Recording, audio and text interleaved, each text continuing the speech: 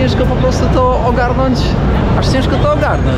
Ja myślę, że tutaj można oczopląsu dostać. I proszę bardzo, proszę zobaczyć, to jest mój wujek Waldemar. Po 30 latach jestem tutaj. Powstaje tenże przybytek, który jest za nami, czyli konsulat polski w Nowym Jorku. Dzień dobry, Władku. A tutaj macie delikatnie napisane czyje to.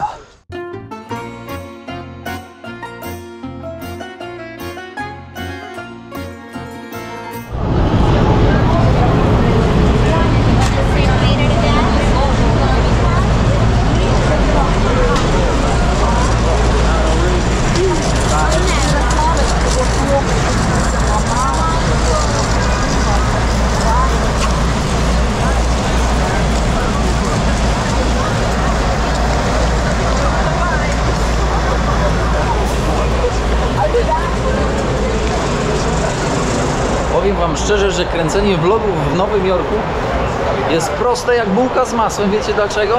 Ponieważ tutaj jest tak dużo charakterów różnych ludzi, co robią różne rzeczy, że w ogóle nikogo to nie dziwi, że ktoś biega sobie z kamerą, kręci, mówi do kamery. Zarąbista sprawa. Coś pięknego. Zapraszam was, moi drodzy, na kolejny odcinek. Nie pamiętam już który, chyba 6, ale mogę się mylić.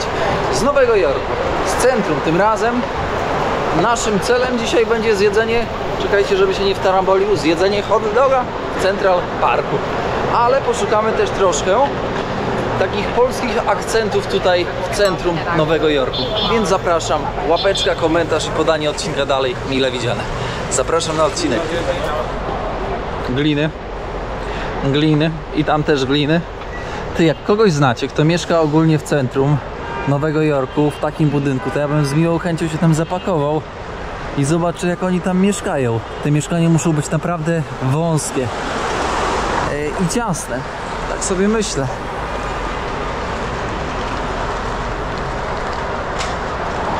Psychik. Pewnie psychiatra. Możliwe, że jakbym dłużej tutaj został, to bym potrzebował. Powiem wam, że ja to jestem taki introwertyk, ekstrawertyk. Chociaż bardzo sobie cenię swoją cenię przestrzeń taką życiową, to też lubię spotykać się z ludźmi, ale nie za często i nie za gęsto. Lubię swój komfort. Co tam ziomek zbiera, ty?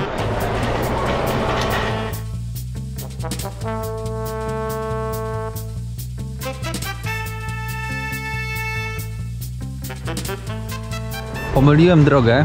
Kieruję się teraz w kierunku jednego z ikonicznych budynków, Empire State Building. Nie wiem, czy dobrze wypowiadam, najważniejsze, że wiemy, o co chodzi.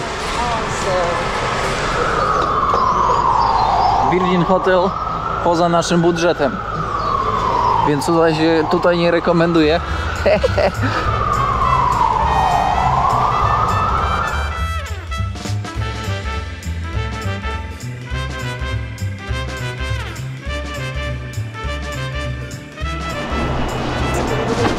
Zobaczcie na te szyldy. Leather wallets, skórzane portfele dla mężczyzn i kobiet. Powiedziałbym, że dosłownie lata takie 90. Takie 90, co? A po drugiej stronie już takie nowoczesne.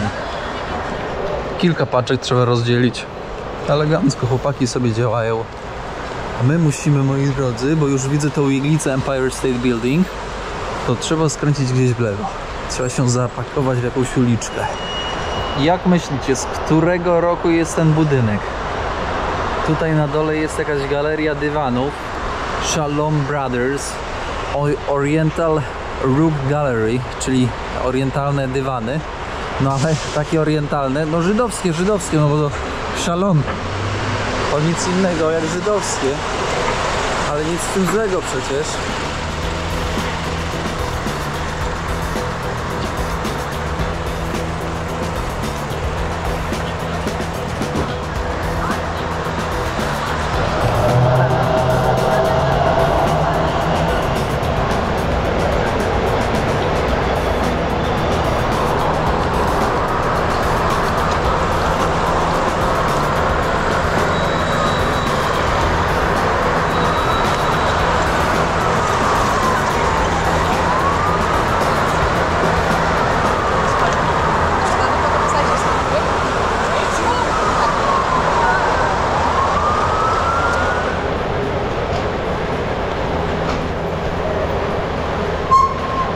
Anthony and Sons, czyli Antoni i synowie. Kurczę, pewnie Polacy. Na niektórych budynkach widać daty. 1883 rok. Zobaczcie, jak wkomponowany między wieżowcami. Badajcie, normalnie można sobie telewizor ogarnąć. Powiem wam szczerze, że gdybym tutaj mieszkał i chciał urządzić się, to bym pojeździł po takich miejscówkach, po takich wystawkach i chyba bym sobie tak umeblował tę chatę. Oczywiście, że to nie byłoby, że to byłoby bardziej przypadkowe niż bardziej jakieś stylowe, no ale miałoby swój charakter na pewno. Jest i Andrzej czeka, żeby mnie obstrać pewnie. Ktoś by się zastanawiał, kierowniku? A czemu w weekend nie byłeś? No bo był weekend, no i nie poszedłem na miasto specjalnie. Wiecie dlaczego? Dlatego, żeby być w ciągu tygodnia, od poniedziałku do piątku, ponieważ jest masa ludzi, widać ten cały klimat, ten cały żywot. O proszę, za 8,75 można zjeść kurczaka z ryżem. Będę musiał chyba się posilić. Chińskie. Powiem wam tak, Chińczyków dużo, Hindusów dużo. Ogólnie jest dobrze. Empire State Building, ja tam się schował. Relay Square.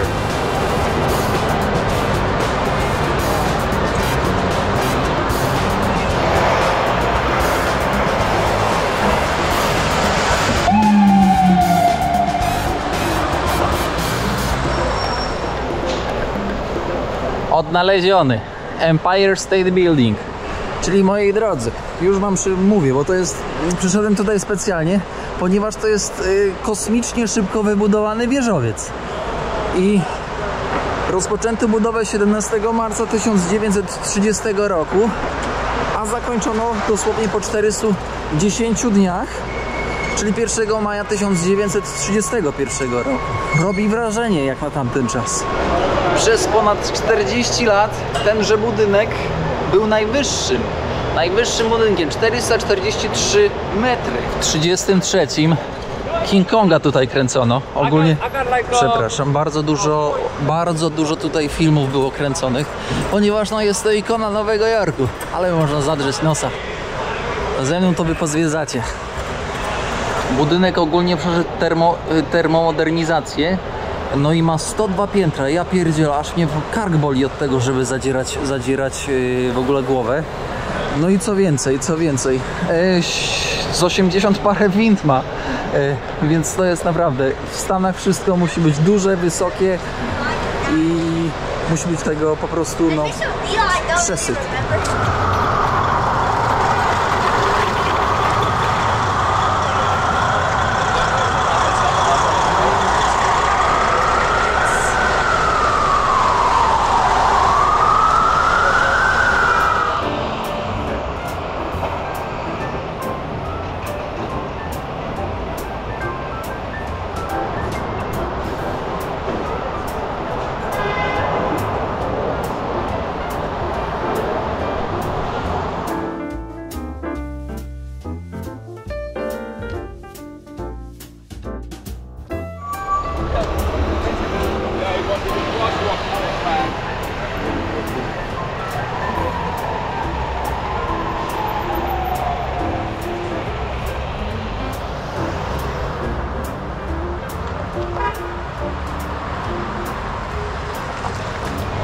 Dzień 11 listopada 1918 rok. Co wam przychodzi do głowy? Rzecz jasna, odzyskanie niepodległości przez Polskę. A w 1919 roku, moi drodzy, powstaje tenże przybytek, który jest za nami, czyli konsulat polski w Nowym Jorku. I tutaj wystawa zdjęć, które były wykonane podczas II wojny światowej. Dokładnie Warszawa. Koloryzowane zdjęcia, w sensie z czarno-białych zostały pokolorowane. A tutaj główne wejście do konsulatu, który pełni nieodzowną rolę w życiu Polonii tutaj. Między innymi też kulturalną rolę, ponieważ wspiera wszelkiego rodzaju kulturalne wydarzenia. Tutaj, moi drodzy, nikt inny jak pan Jan Karski. Pan Jan Karski był, no można powiedzieć, listonoszem, który podczas II wojny światowej przekazywał informacje w podziemiu. Tutaj kolejne fotografie. Ależ ten czas leci, moi drodzy, strasznie. Jakby nie patrzeć, to już 80. rocznica II wojny światowej. Po II wojnie światowej.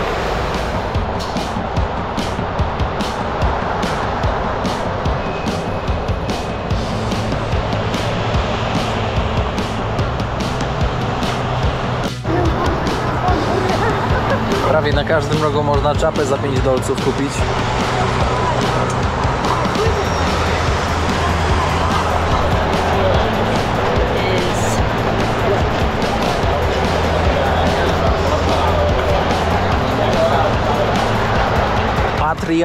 Matriarch. Dwa lwy, które siedzą dumnie na froncie Biblioteki Publicznej w Nowym Jorku. Ale z tąże biblioteką związana jest historia jednej Polki, która była nazywana Polską Marilyn Monroe. Tylko jak tam wejść, jak mam to pokazać? Wejdę do środka, zerknę i zaraz pójdziemy na tyły, tak żebym mógł wam opowiedzieć troszkę więcej o tej pani, o której wspomniałem.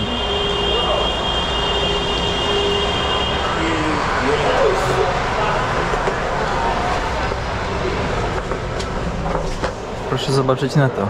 Treasure. Thesaurus, czyli skarby. Wystawa Poloński. Ciekawe, czy chodzi po prostu o skarby Polaków, czy chodzi... No chyba o to chodzi. Ewentualnie może o pana reżysera Polańskiego. Skarby Polański. Wejdźmy, zobaczmy, co można tutaj zobaczyć. Nie jest to związane z Polską. Dużo tutaj różnych, przeróżnych atrakcji, w sensie atrakcji, no zabytków z różnych części świata, nawet z Bliskiego Wschodu. I dalej. Proszę bardzo, Irak, Mosul. No pięknie, byliśmy tam przecież, więc polecam nadrobić. No więc nie jest to o polskości.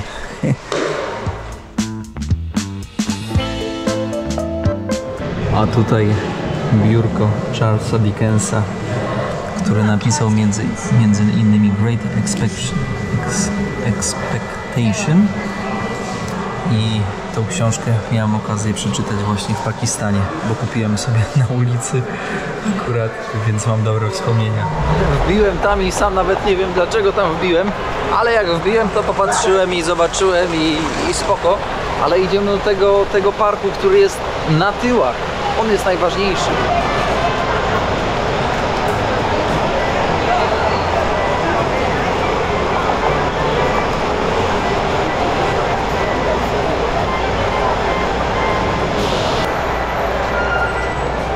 To jest właśnie ten park. I do tego parku, moi drodzy, przychodziła wyjątkowa kobieta. Tutaj Biblioteka Publiczna Nowego Jorku. Tutaj kawałek zieleni pomiędzy wieżowcami, blisko centrum, blisko Central Parku, blisko Times Square. A kim jest ta tajemnicza pani? To nikt inny jak Elżbieta Czyżewska. Aktorka, która była nazywana polską Marilyn Monroe. Aktorkę, którą mogą znać starsi z was, drodzy widzowie. Młodsi wątpię. Grała główne role m.in. w takich filmach jak Kafe pod Minogą. Ktoś zna? Żona dla Australijczyka, Giuseppe w Warszawie, czy Wszystko na sprzedaż.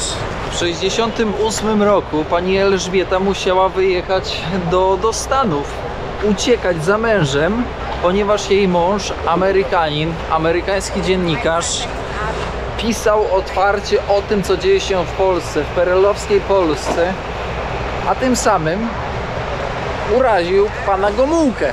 No i pan Gomułka na tyle się zdenerwował, że no, ów dziennikarz musiał opuścić nasz kraj, a za nim pojechała miłość. Pani Elżbieta. Pani Elżbieta lubiła tutaj właśnie przychodzić i czytać książki po prostu.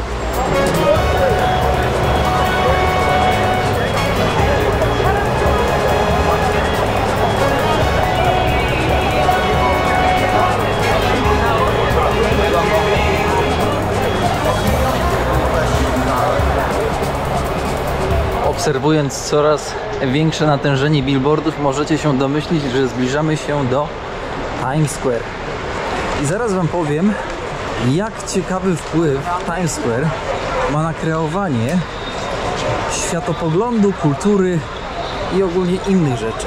Ale zaraz do tego wrócimy. Amerykańskie,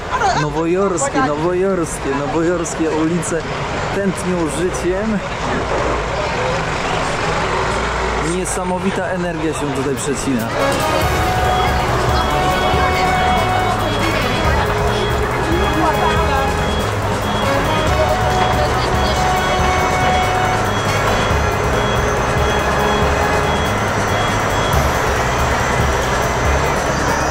Wracając do tematu wpływu na kulturę i ogólne postrzeganie na przykład artystów, no to wyobraźcie sobie, że przez miesiąc non-stop przewija się tutaj na billboardach jakaś, załóżmy, marka bądź osobowość.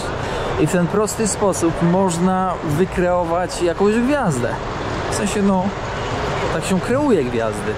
Więc to jest dość ciekawe w ogóle. Wiecie, taka, musicie być tego świadomi, zobaczcie. A tutaj miejscówka, gdzie można sobie posilić się. Mówią, że te parówki w tych hot dogach to są z papieru. I możliwe, no. Ale będzie trzeba tego spróbować.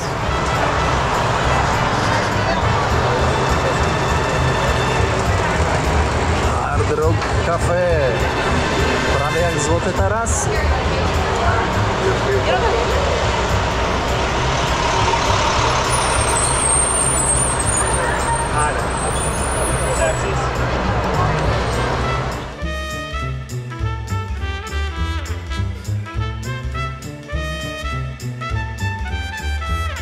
Niby spoko, ale powiem wam szczerze, że z własnej nieprzymuszonej woli człowiek przychodzi, żeby bombardowały go te wszystkie ekrany. No ja nie jestem jakiś takim wielkim, nie no, wygląda spoko, nie? Ale tutaj się tak dużo dzieje, że aż ciężko po prostu to ogarnąć, Ja myślę, że tutaj można oczopląsu dostać, a wielokrotnie jak rozmawiałem z osobami, które tutaj mieszkają, to mówili wprost, że Times Square omijają szerokim łukiem. I ja się nie dziwię.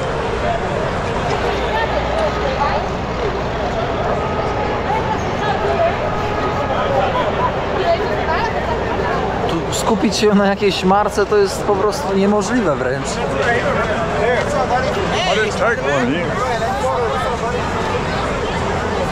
Tutaj portfel też można szybciutko stracić.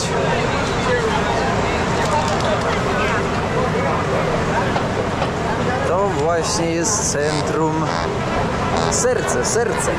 serce Nowego Jorku. Szaleństwo.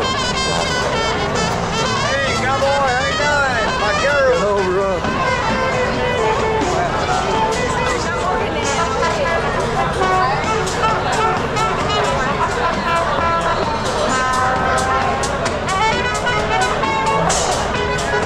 Mamy centrum, ale też mamy ciemniejszą stronę Nowego Jorku.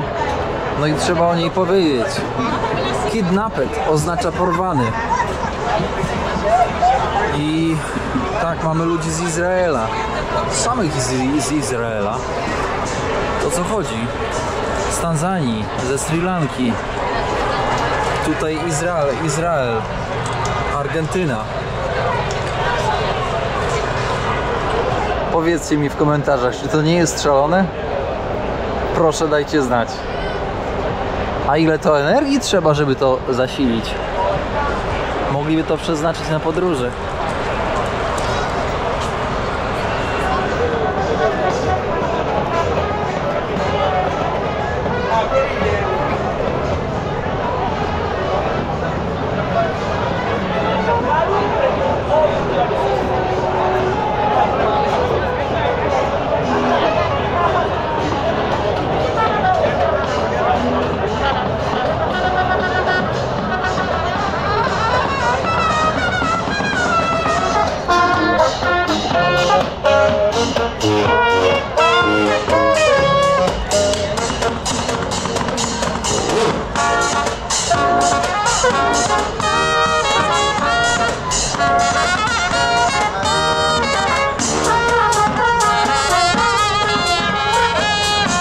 Lecimy pod Central Park.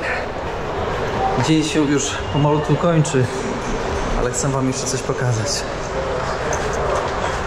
Dobra, szybko wlazłem i szybko wylazłem z tego, bo muszę przejść na drugą stronę, ale za cholerę nie widzę wejścia po drugiej stronie.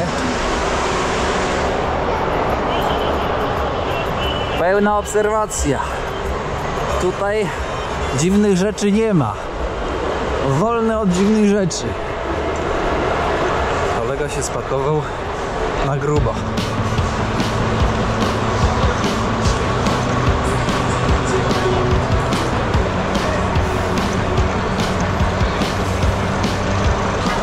Wierzcie lub nie, ale na metrze ani razu nie widziałem żadnej osoby jeszcze do tej pory, która by przeskoczyła bramki, która by nie kupiła prawilnie biletu. A bilet kosztuje prawie $3 za jeden przejazd. Więc dziwię się, że jeszcze takiego incydentu nie widziałem.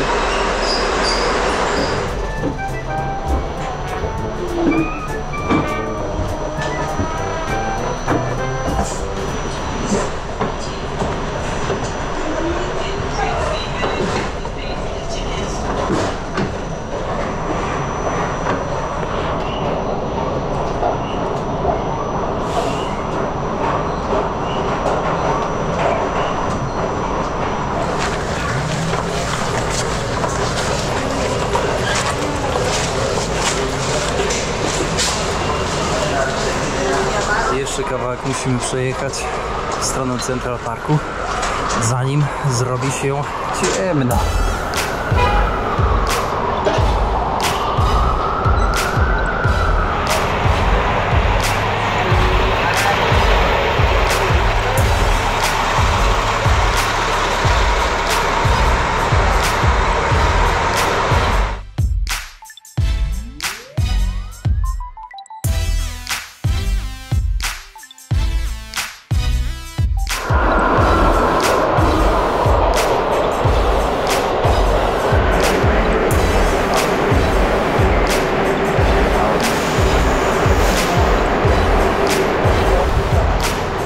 Miejscóweczka do jedzenia, ryż, kurczak.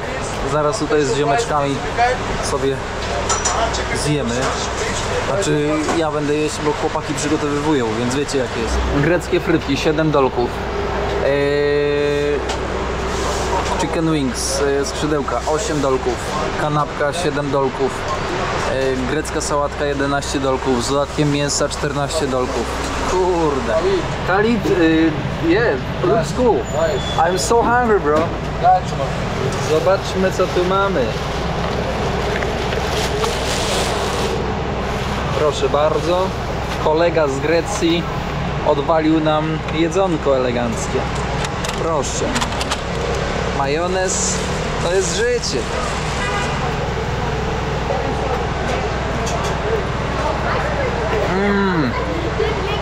Ale dobry, kurde. Ale zarąbiste.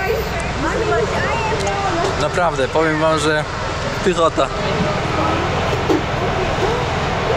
W takiej scenerii. Co tu mamy? Ryż, curry, sałatę, pomidor, papryczki, kurczaka, majonez, sos barbecue, ogórki piklowane, oliwki na bogato za $10.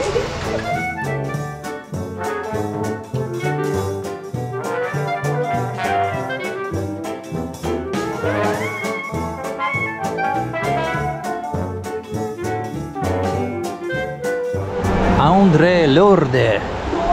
Teraz, moi drodzy, idziemy nieoczywistą drogą mojego chrzestnego, mojego wujka, który mnie chrzcił świętej pamięci. Wujek, jak większość Polaków w latach 90. przyleciał tutaj właśnie do Nowego Jorku. No i wujek z wykształcenia, czekajcie, jakby to powiedzieć, z wykształcenia nauczyciel, ale też z wykształcenia carpenter. Kurczę, zapomniałem jak na polski. Ten, co robi meble. No i wujek ogólnie robił te meble i uczył, jak się robi te meble. I wyobraźcie sobie, że łatwo znalazł fuchę tutaj w Nowym Jorku. Niemniej jednak był to 92, 93 na początku i on tutaj kilkukrotnie przyjeżdżał. Jednak przyjeżdżał porobić, podziałać i wracał do Polski, bo tam miał przecież rodzinę. No i tak Fech chciał, że między Siemiatyczami a Białymstokiem, kiedy był na zgrupowaniu, w sensie na wycieczce z uczniami, niestety zmarł. Nie wiadomo na co, no ale zmarł, już go nie ma z nami. Więc w latach 90. wujek tutaj gdzieś był. I teraz patrzcie na to. I proszę bardzo, proszę zobaczyć. To jest mój wujek Waldemar. Pozdrawiamy Waldemara, który jest w niebie. Waldemar, po 30 latach jestem tutaj. Aż mi łezka się zakręciła wokół. Holender, cholipka. Kurde, ale emocjonalny moment. O ja. Ty, poprosiłem ziomka, żeby mi zdjęcie zrobił. I badajcie, jak je zrobił, ty. Pomijam fakt, że się wystraszył i w ogóle musiałem mu powiedzieć, że nie jestem złym gościem, że tylko zdjęcie chcę. Ale zalewa. Muszę kogoś bardziej kumatego ogarnąć. Madison Street. I poprosiłem z hotelu takiego portiera właśnie, żeby zrobił mi to zdjęcie podobne do tego, co mój wujek te 30 lat temu. No i ten portier mówi do mnie tak: skąd jesteś? Mówię, z Polski. Mówi, o wow, Polska. Mówi, baw się tutaj dobrze w Nowym Jorku, ale pamiętaj, tu jest jak jest. Wygląda na to, że jest bezpiecznie, ale nie jest bezpiecznie. Uważaj na siebie. Tak mi powiedział. Jak Boga kocham. Ziomek Hindus. A wiecie, że ja z Hindusami to jak bracia, albo z Bengalczykami, jak bracia. Ja tyle tam kilometrów wydeptałem w tych Indiach czy w Bangladeszu, że hej ho, ja już tam paszport powinienem dostać. I to jest moja droga widownio, Central Park. Gdybym nie miał gdzie spać w Nowym Jorku, to co bym zrobił? To bym, moi drodzy, przyszedł do Central Parku. I tutaj odwaliłbym swój namiot, swoją rezydencję. No, GMC. Taka maszyna to pali tyle, co ja przez podróży przejadam. To ona pali na 100 km tyle. Noc się zbliża, a ja jeszcze chciałbym zakończyć odcinek takim, powiedziałbym, idealnym akcentem. I ten akcent znajduje się 15 minut pieszo w Central Parku, tutaj w głębi. Więc za chwilkę tam dojdziemy. Ja wam pokażę, co chciałbym pokazać, powiem wam, co bym chciał powiedzieć. No i małymi krokami będziemy zbliżać się do końca odcinka.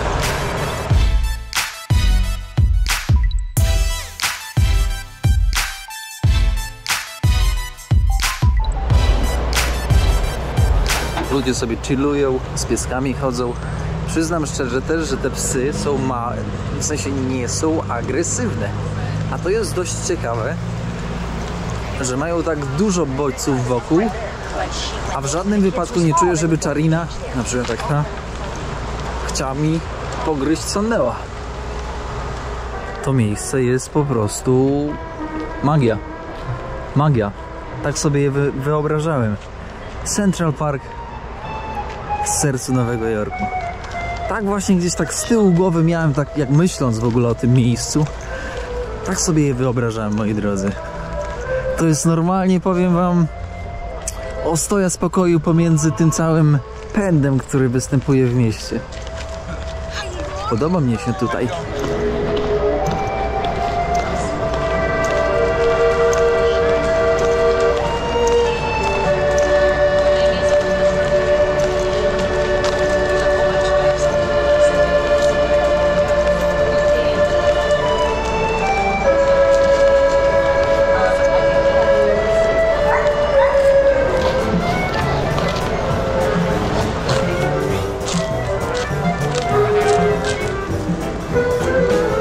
Strakando było?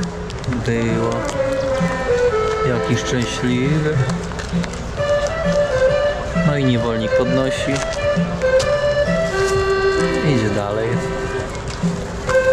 życie. Mamy godzinę po 17. Wy już śpicie pewnie.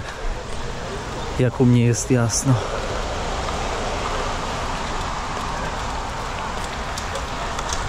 Ołóweczki w Central Parku są poświęcone konkretnym osobom. Bob Casley na urodziny, na 70.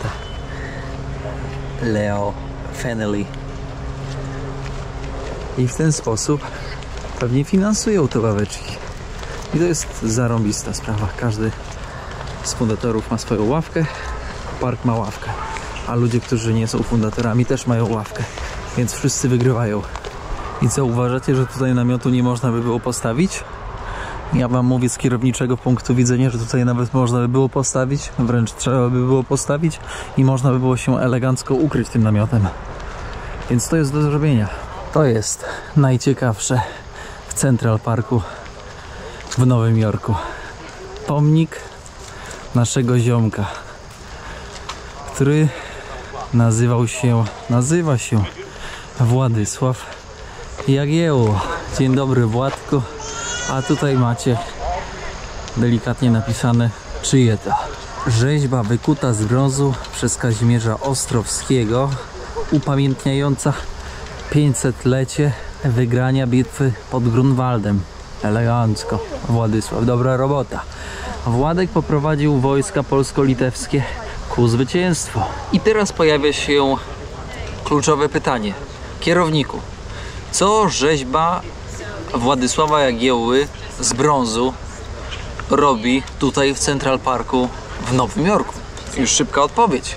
W 1939 roku było Expo organizowane. Światowa wystawa. Światowa wystawa, czyli Expo, to nic innego jak zjeżdżają się różne kraje i prezentują swój rozwój technologiczny, kulturowy. Chwalą się wszystkim tym, czym mogą. Tak, żeby zaprezentować swoją siłę, potęgę. No i wymienić się informacjami. Mamy 39 rok, więc moi drodzy, wiecie, że nie było internetu i telefonów, ale to nie muszę wam mówić przecież. No, więc skończyło się Expo, a w 39 roku wiadomo, co się stało. Niemcy napadły Polskę, więc Władysław Jagiełło na koniu już nie miał gdzie wracać. No i po kilku latach od tego momentu, chyba w 45, Władysław zasiadł tutaj właśnie już na stałe w Central Parku. Ciekawa historia, prawda? Przybijam od was Władysławowi Jagiełle piątkę. Przypominam, że to właśnie od jego nazwiska wzięła się nazwa drużyny Jagiellonia Białystok, którą serdecznie pozdrawiam. No i tym zacnym akcentem, moi drodzy, kończymy dzisiejszy odcinek. Bardzo dziękuję za wspólną podróż po Nowym Jorku. Mam nadzieję, że Times Square was nie przeraziło. I co, słyszymy się w kolejnym odcinku. Odcinku, który będzie poświęcony religii. Nie będzie to chrześcijaństwo. Będzie to inna religia, która ma duże znaczenie i duży wpływ tutaj w Nowym Jorku. Więc dajcie znać, czy macie jakieś typy. Koniecznie, moi drodzy, pamiętajcie o zostawieniu tak zwanego śladu węglowego, rzecz jasna poczty sandałowej i oczywiście kciuka autostopowego, tak żeby filmy szły jeszcze dalej za ocean. Ja tymczasem pozdrawiam z Central Parku, z Nowego Jorku.